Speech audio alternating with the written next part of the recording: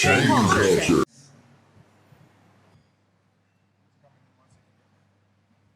All right, GM. How's everyone doing today? Good? All right. Don't worry, my talk's going to be pretty simple, pretty basic. It's like 10 in the morning, so I'm not going to blast you guys with crazy stuff. All right. We'll wait for the slides to be up. But yeah, how many are new to Malaysia? Like, first time here? Wow, that's quite a lot. Are you guys liking it? What's the best part? Food? All right, good answer. Okay, so my talk is going to be about prediction markets. Before I get started, I want to know how many of you guys here have heard of prediction markets? How many of you guys have used prediction markets? Okay, so I'm going to keep it relatively high level and just sort of like introduce some concepts to you guys and the whole space in general.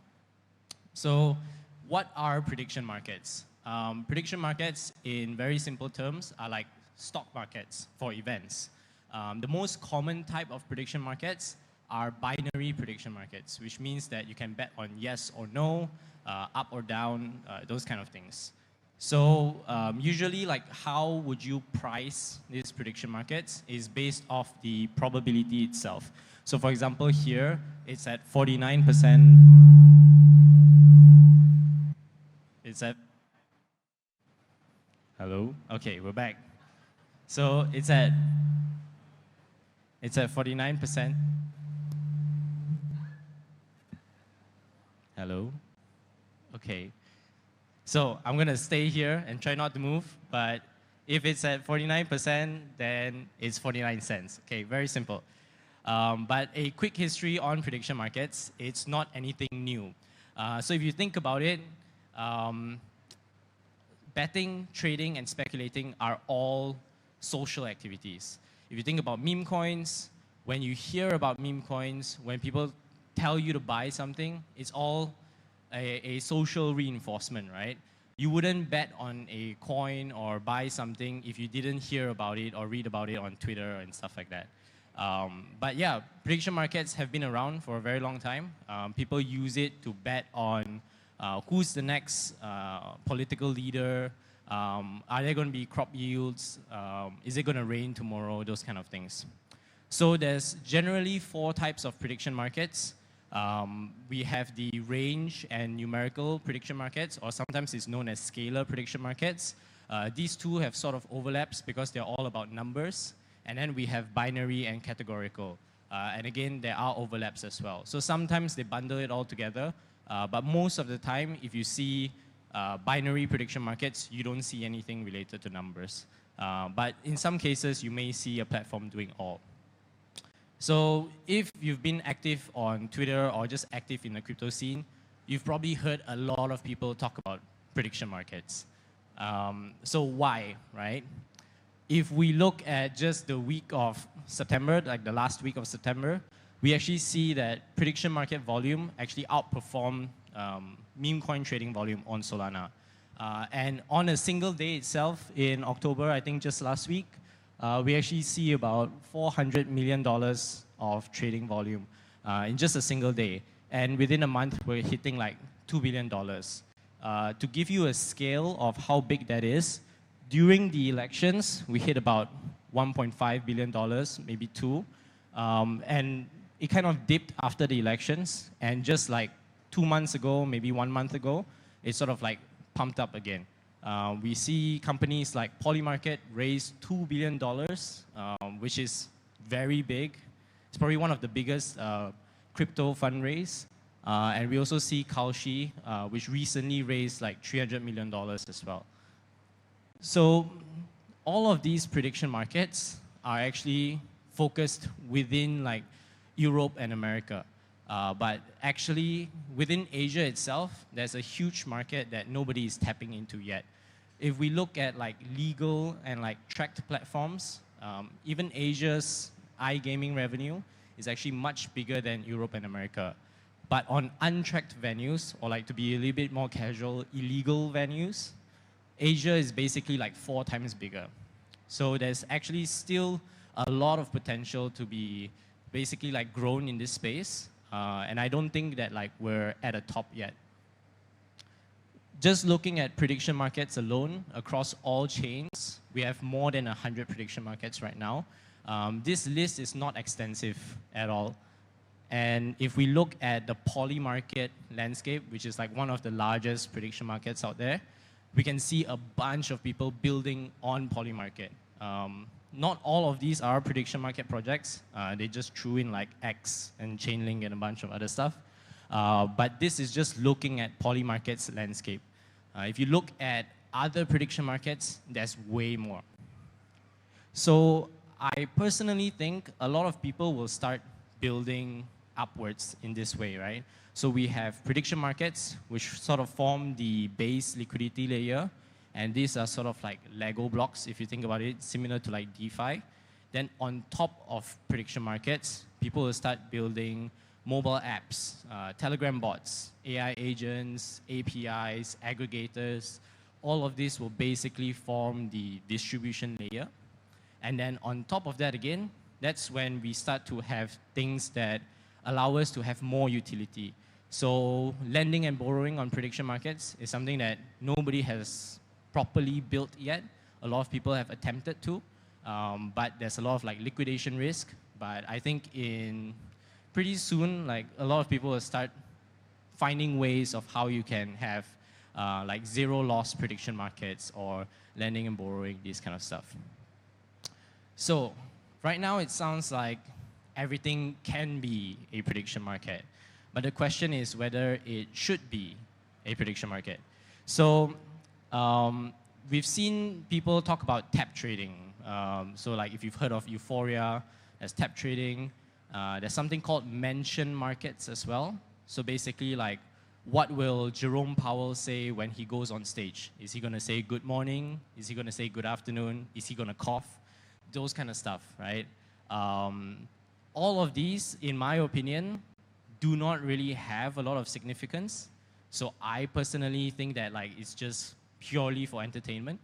And personally, I think that these kind of markets should also have lower payouts just because of how easily gamed it is, right? So if you're active on poly market, you've probably heard a lot of controversy on people creating markets and then sort of like gaming the system. So for example, if I was Jerome Powell and I saw that like nobody's betting on me saying good afternoon, I would actually like put in all of my money, go on stage and say good afternoon, and then I would win.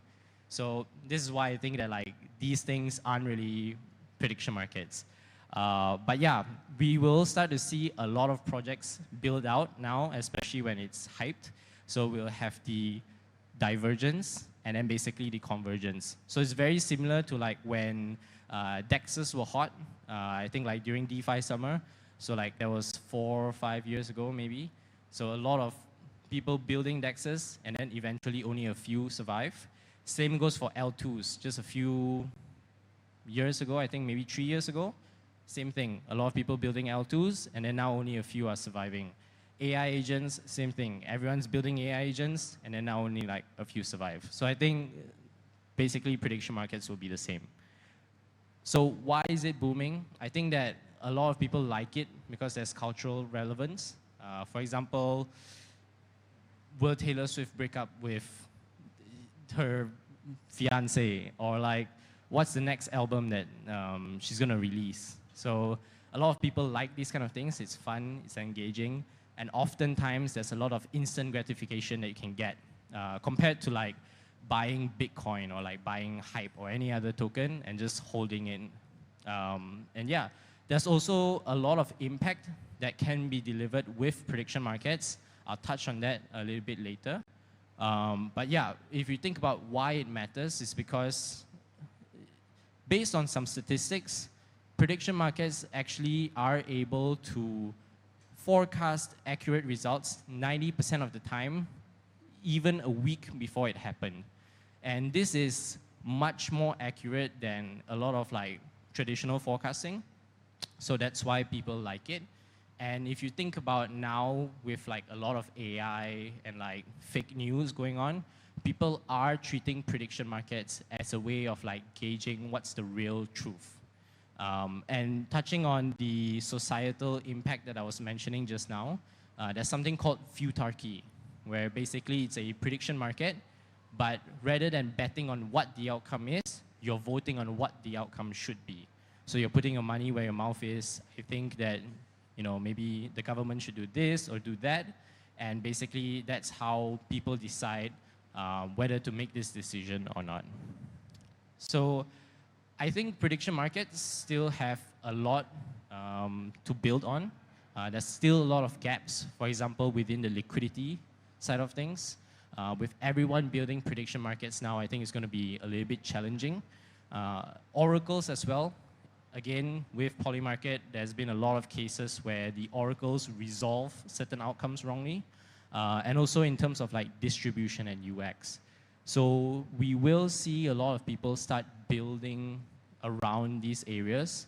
Basically, you've heard about maybe permissionless market creation. So like decentralized prediction markets where anyone can create a prediction market. People are also thinking of how you can utilize Uniswap in order to have bigger liquidity for prediction markets. People are using AI for oracles. And I think we are starting to see a lot of people build apps on top of Polymarket as well, creating like a gamified interface and providing more localization for like different regions.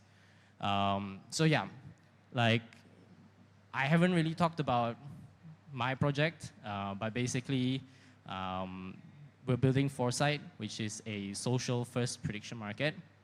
And essentially like we're focusing on quite a lot of key things. One of the things that we are focusing on is actually within the Asia region itself. So we have something called market-based referrals, which is very different from user-based referrals. Essentially, for every market that you bet on, you would have a unique referral link. And so if you share that and people bet using your link, you would earn a referral. So it's not tied to users, but it's tied to the market. The reason why we're doing that is because we believe that you should be earning the rewards or like commissions only when you actually have conviction on those markets itself. So only when you bet, then you can actually earn rewards. We're also doing something like a gacha or like a lucky draw, where basically every $1,000 that you spend, you get to do like one draw, and basically like, you know, maybe you get some cash back. And we are also building user-generated markets. So basically anyone can launch their own prediction market, and with a lot of people now having their own niche, their own circles, you can essentially allow people to create topics for people to discuss on, to bet on, and stuff like that. But yeah, that's basically all I have for you guys today. If you guys are interested, please test us out. It's on foresight.now. We just launched about a few weeks ago, I think about like 10 weeks ago, a couple 100,000 in volume, and like every day we have like new markets. So yeah, we're open to feedback. If you guys have anything to ask me or share, I'll be around after this. Thank you. Okay.